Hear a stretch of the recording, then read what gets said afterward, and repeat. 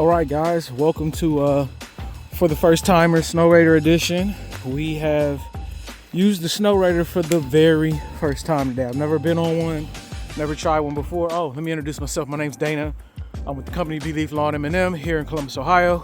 Sidewalks hadn't been touched, so the snow was probably, about 10 inches, 10, 11 inches thick. Some places it got down to 14 if there was dips.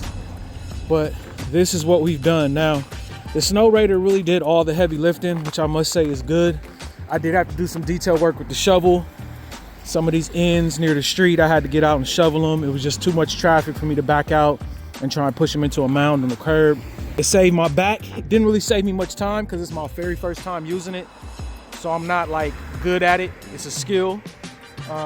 As easy as this machine is to use, it does take a bit of skill just to learn the kinks and the nuances of it.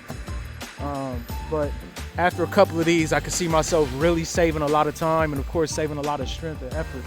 But you can see it pretty much can get down to the bare pavement. Mind you, I bought this used, so it's not like it had a brand new blade on it or nothing like that. The blade was already pretty warm when we got it. So this definitely came in the clutch.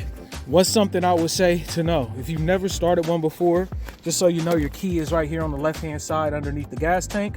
That is your gas tank with the shiny cap.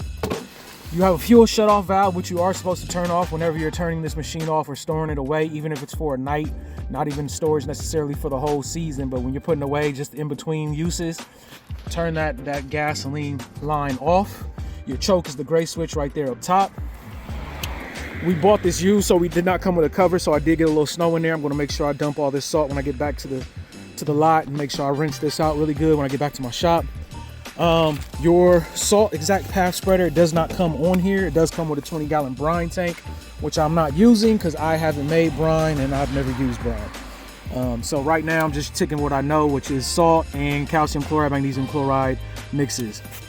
But this right here is how you turn on your salt spreader. All right, so my brother who bought this and used this at his car lot, he had no clue how to operate the salt spreader. So after he did his whole car lot, he had to go back and hand salt with a bucket. And he just didn't know. This is your power button. When you press this, the red lights will light up according to how far your speed is. This is self-explanatory. If you want to jump slower, if you want to jump faster, this is your boost button, the little cross with the arrow.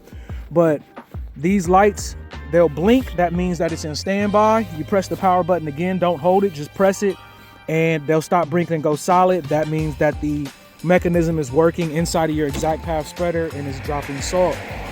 This on the side here, the further you go back towards the engine, this will allow you to get more and more salt according to how your drop speed is. This will allow more to come out of the feeder. And so I like to put this more towards the plow side because I don't like using a lot of product. I don't believe in that. I believe less is more, especially when you got things like magnesium chloride, calcium chloride. It goes a little bit, you can stretch that much further than you do just regular rock salt or something like that. So that's basically what I did today. Your lights are here. This blue lane, that turns on your lights. Boom, turn that off. The red one turns on your brine spreader. Now, my brine spreader was working just fine about the day we got it. And then I filled it up with some clean water to try and check the system for leaks and things yesterday. And I turned on the brine system and the light won't come on. So I don't know if there's anybody out there that has some type of a hack for that, you know, if that's a common issue or not, but now all of a sudden the light's not coming on. I don't know if it's a fuse or something, but I'll have to look into that later. Like I said, if you know something about that, leave me a comment below. I greatly appreciate it. I'm sure anybody else that's going to be using one of these for the first time or thinking about getting one would appreciate to have that in their back pocket. So just be aware of that. If this light doesn't work, you probably got to go somewhere down in here and find the fuse box, which is down in there. Other than that, you got your throttle. You got to be careful with your throttle placement. So this thing was throttling just fine. The whole time I used it, I ran close to these bushes coming towards the camera. So this throttle piece was kind of getting thrashed by the bushes. This is your throttle piece that controls your throttle and moves correspondingly with how fast you're going up here. Yeah, and I got too close to them bushes and kind of got in the mix of them. And next thing I know, this thing is running at full speed and won't throttle down. So Looks like I might have broken something for the first time. But it looks like it's gonna be spending some time at the shop, which I'm cool with. You know, I'm gonna take it up there probably tomorrow, drop it off, tell them what's going on, see if they can get me all jimmied and back right. We should have another storm or two coming through at least. Get another, you know, 5 to 8 inches before the season's completely done, which means I will get some more use out of this baby. And hopefully at that time I can have somebody with me and I can get a little better footage of you actually seeing me use it. When you're trying to start it, you're gonna close your choke, and then you actually need to turn the key to the on position, the start position, and then you're gonna pull this to actually start it from a cold start. Yank your cord here to start it from a cold start. Once it's already been started, you can just turn this over and it'll click right on. So that's a little key, little nugget in case you're kind of wondering, like, why has it got a crank and a key? That's just for the cold start. Get to jump start that engine, let it run a minute, heat up, then you're good to go. So I don't want this video to be terribly long. Thank you guys for checking out today's for the first Snowrator edition.